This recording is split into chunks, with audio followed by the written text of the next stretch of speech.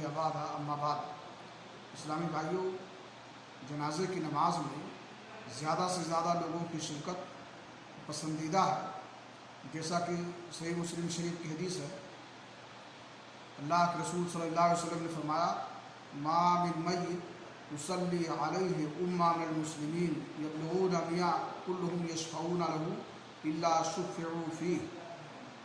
کہ کوئی بھی انسان جب مرتا ہے اور اس کے جنازے میں مسلمانوں کا ایک گروہ شریک ہوتا ہے، جن کی تعداد 100 کی ہوتی ہے، اور سب کے سب اس کے حق میں سفارش کرتے ہیں، تو اللہ رب العالمین ان کی سفارش قبول فرماتا ہے.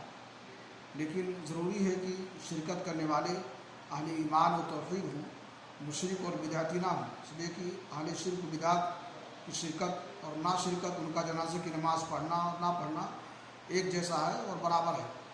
جیسا کہ صحیح مسلم شریف کی دوسری حدیث ہے: ما من مسلم یموت فیقوم علی جنازتہ 40 رجلا لا یشرکون باللہ شیئا الا شفعهم اللہ فیہ.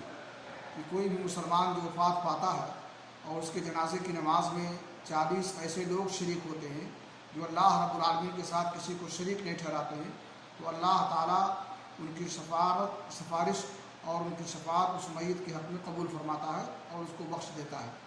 اللہ رب العالمین سے دعا ہے کہ اللہ تعالیٰ ہمیں توفیق بخشے کہ ہم ایمان اور توحید کے ساتھ جنازے میں شرکت کریں، اور اللہ رب العالمین ہماری شفاعت کو، ہماری سفارش کو میت کے حق میں قبول فرمائے. وآخر دعوانا الحمد للہ رب العالمین.